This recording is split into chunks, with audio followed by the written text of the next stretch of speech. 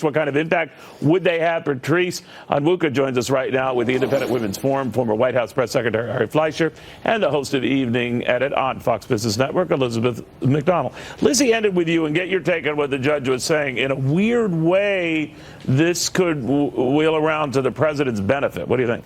Yeah, I think what the judge said is spot on. And you know what's really interesting, Neil? You know, so many countries ask the citizenship question. Australia has it. I think Germany and Indonesia.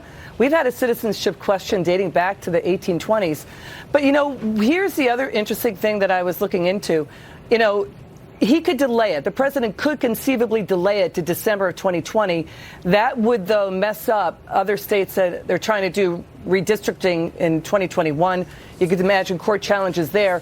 But the Census Bureau itself, Neil, has already said it doesn't need the question. It can accurately count citizens via, you know, machines and administrative records already in the system. Stanford University and Harvard has already looked at that. So it seems like a dust-up over something that the Census Bureau may be able to handle. You know, Patrice, I'm also wondering why there wasn't half the fuss made when the question was taken off in the first place. Now, a long time ago, I grant you, but this was a lot more controversial. But I'm wondering as well whether the Commerce Secretary dropped the ball or dismissed adequately explaining this or providing evidence to support this. What do you think?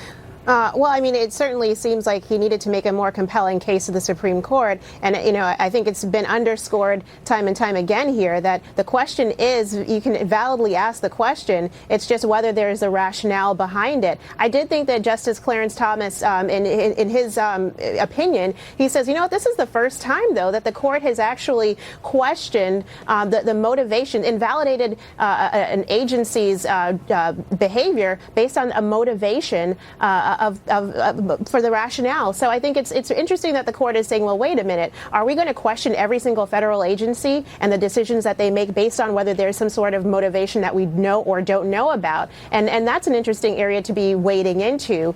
So, you know, we'll see what happens next, and we'll see if there are other administrative decisions that happen or actions that are taken that, again, the Supreme Court may have to take up. You know, Ari, maybe for my money, I found the other decision today dealing with imposing limits on partisan redistricting was much more compelling in that you had the judges essentially say that they didn't want to get in the way of even acknowledging partisan gerrymandering. And I wonder the impact of that. You heard Democrats cry foul because this was originally cited to say it was Republicans trying to fix districts and all to their liking. You know, not much was said about it moments, of course, when Democrats are in a similar position trying to do the same. But that one seems to have a more long-term impact. What did you make of it? You know, I don't look at either case in terms of who benefits or who loses, because today's loser will be tomorrow's winner. And that's always the case with our system. So the issue you should look for is what principle is upheld. And in this case, the Supreme Court upheld the principle that the people are supreme. That if you have a political dispute among legislators, it should be settled by the people in the course of elections, not by judges.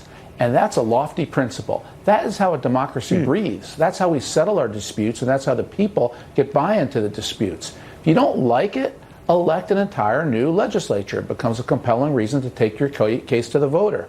It happens, and legislators get thrown in, they get thrown out. But I won't look at it as, did Trump win? Will more people move to Texas or California? You know, all that changes over the decades. It's the principles that count the most. Well, you're right about that, but speaking for the minority, Justice Kagan was saying that this was the court was taking a pass and intervening on an abuse of power by politicians. Now, Chief Justice John Roberts had argued, Elizabeth, to the fact that federal judges have no license to reallocate political power between the two major parties with no grant of authority in the Constitution. In other words, they can't get involved in a partisan political matter. The only thing confusing about that decision, whether you support it or not, whether it benefits Democrats in one period or Republicans in another period, that they've often come in the middle to resolve political disputes. Absolutely. And I thought that was confusing, too. I've seen court challenges and judges injecting themselves into this process time and again. I think it's an important point that you make. And you know what's really interesting, and what Ari was just talking about, we're talking about the gerrymandering part of what the SCOTUS decided on today. In the decision about the census, Justice Alito made the same argument for the minority when he said judges should not be injecting themselves into the census question. So that was, I think, a really interesting kind of same point, but made on opposing sides of the different cases they were looking at. That the judges should not be weighing in on the census. It's an interesting constitutional issue too. Every nation should be allowed to just ask, "Are you a citizen?"